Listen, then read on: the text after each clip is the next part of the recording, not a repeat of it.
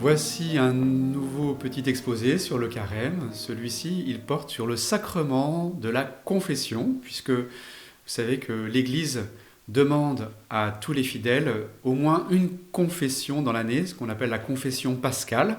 Et donc le temps du carême est un temps privilégié pour préparer ce sacrement de la réconciliation. Alors c'est un sacrement qui est toujours un petit peu difficile pour tout le monde de vivre cette démarche parce qu'elle demande de l'humilité et ce n'est pas facile d'aller confesser au prêtre ses péchés. Alors je voulais vous apporter quelques éléments pour mieux connaître ce sacrement. En particulier, je voudrais vous présenter les 4 actes du sacrement de réconciliation, à savoir la contrition, la confession, l'absolution et la pénitence.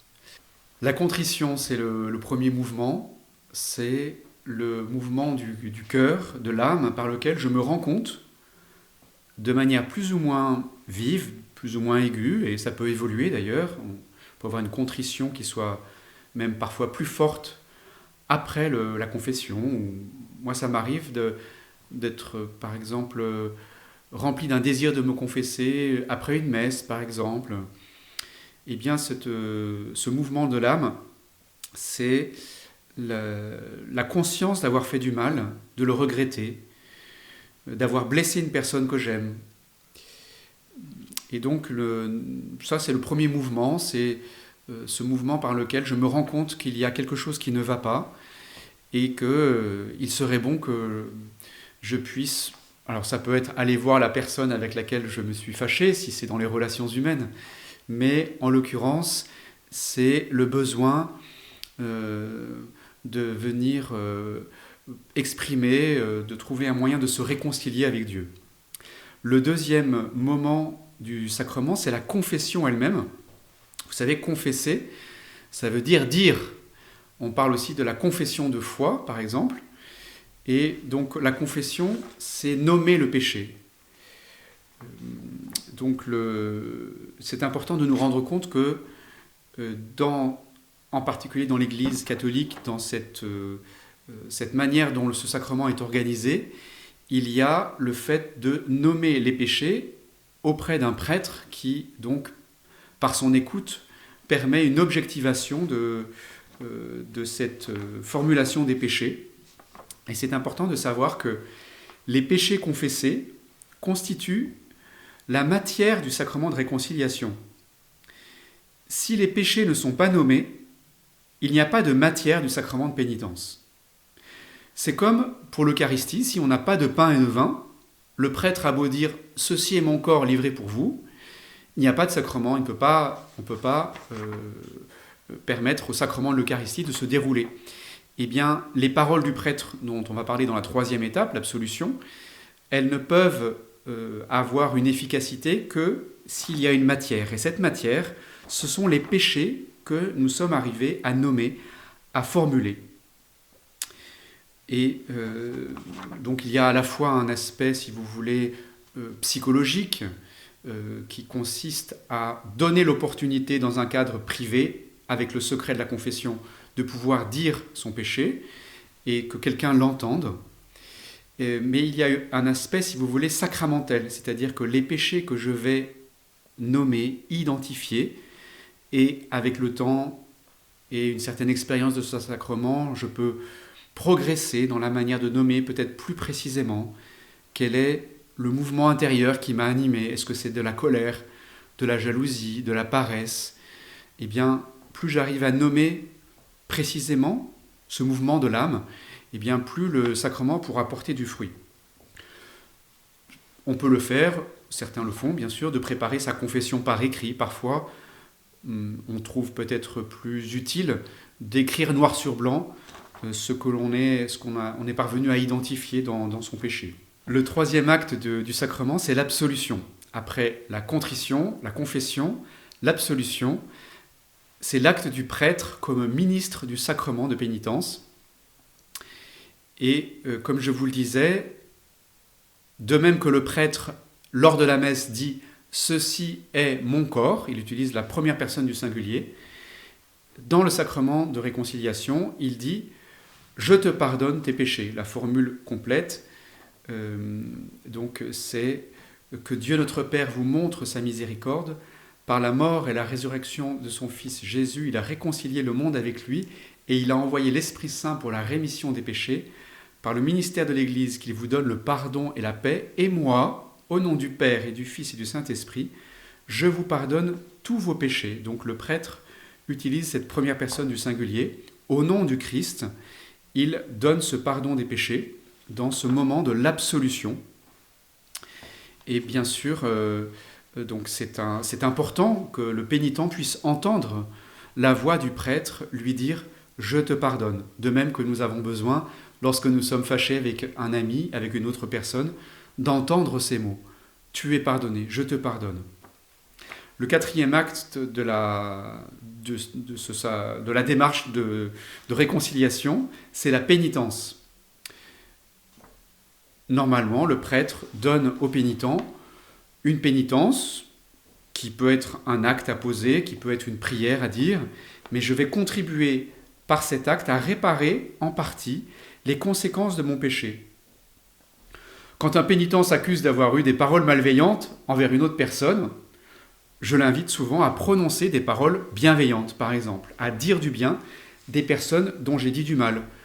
Si le péché consiste en un vol, en général, on va demander au pénitent de trouver un moyen de réparer le dommage qui a été causé par le vol. Donc, il y a eu des pénitences à d'autres périodes de l'Église, et on peut encore en donner, bien sûr, qui soient peut-être proportionnées à la gravité du péché. Certains se sont vus demander de faire un pèlerinage à Jérusalem ou à Rome, ou bien voilà, toutes sortes de manières de poser des actes importants pour réparer un péché, en particulier un péché public. Mais l'important, c'est de comprendre que par mon péché, j'ai commis un acte qui a abîmé le monde dans lequel je vis. Et donc, par la pénitence, je vais contribuer à le réparer un peu. Pour nous encourager à vivre toute cette démarche de la réconciliation, j'avais aussi envie de vous dire que c'est non seulement important pour nous de nous confesser, de vivre ce sacrement, mais c'est bon pour les prêtres aussi. Parce que vous savez qu'ils ont été appelés à être prêtres principalement pour deux choses, qui sont célébrer l'Eucharistie et confesser les péchés. Parce que finalement, lorsque le prêtre entend le pénitent dire ses péchés, eh bien ça l'emmène dans une plus grande compréhension du drame de l'humanité. Et il comprend pourquoi il doit célébrer l'Eucharistie, il comprend pourquoi il a donné sa vie pour le salut du monde. Donc finalement, c'est aussi un beau cadeau que l'on peut faire aux prêtres de se préparer à une confession. Et donc c'est aussi dans ce sens-là qu'on peut se dire que on a tous besoin de se confesser, et ça peut faire du bien aux prêtres. Sachez que nous aussi, nous confessons, les prêtres. Même le pape se confesse régulièrement.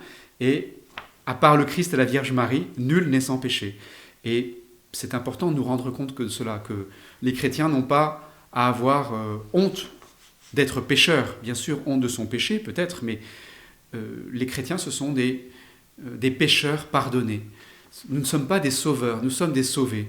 Et donc, c'est une démarche qui est naturellement chrétienne de se reconnaître pécheur et de demander pardon pour son péché. Je dirais que pour ceux qui ont envie de progresser, peut-être un peu plus loin, qui disent « Ah, vous savez, mon père, moi, je ne sais pas quoi dire en confession, je dis toujours les mêmes choses. » Alors, pour une part, c'est normal que nous soyons souvent en train de redire les mêmes péchés, parce que nous avons une nature, une tendance naturelle, quelqu'un qui est irascible, il va naturellement être porté à être plus facilement en colère, par exemple. Et donc, il faut un certain nombre de confessions, finalement, pour déraciner, en quelque sorte, ces racines du péché. Et donc, de ce point de vue-là, c'est assez normal de se confesser régulièrement des mêmes péchés. Ensuite, pour ma part, je trouve qu'il y a une thématique qui est intéressante à creuser, c'est ce que j'appelle l'angle mort. C'est-à-dire nous rendre compte qu'il y a une part de nous-mêmes que nous avons du mal à voir. Et donc, nous pourrions aussi nous dire comment je fais pour essayer de découvrir, de mieux me connaître et peut-être de me rendre compte qu'il y a une part de péché en moi que je n'ai pas l'habitude de voir, dont je n'ai pas conscience. Et peut-être que, à la lumière de la parole de Dieu, peut-être aussi de ce que les autres me renvoient, de certains événements, de certaines choses qui vont pouvoir m'éclairer, je peux peut-être partir un peu à la recherche de mes angles morts, qui ne sont pas que des péchés, qui ont une part psychologique, peut-être liée aussi à mon éducation, à mon tempérament, mais dans lesquels je peux aussi découvrir que j'ai peut-être quelques péchés plus profonds, plus cachés, que je peux essayer de découvrir, de connaître, de nommer, et peut-être de confesser lors de ma prochaine confession. Voilà quelques pistes pour éclairer, mieux comprendre ce sacrement de la réconciliation. Comme je vous ai dit, il y a ces 4 parties: la contrition, la confession, l'absolution et la pénitence. Ça a d'ailleurs donné lieu à plusieurs manières de nommer ce sacrement: sacrement de la confession, sacrement de la pénitence, la réconciliation. Et puis peut-être nous dire que c'est quelque chose de normal pour un chrétien de se reconnaître pécheur et de faire cette démarche. Voilà.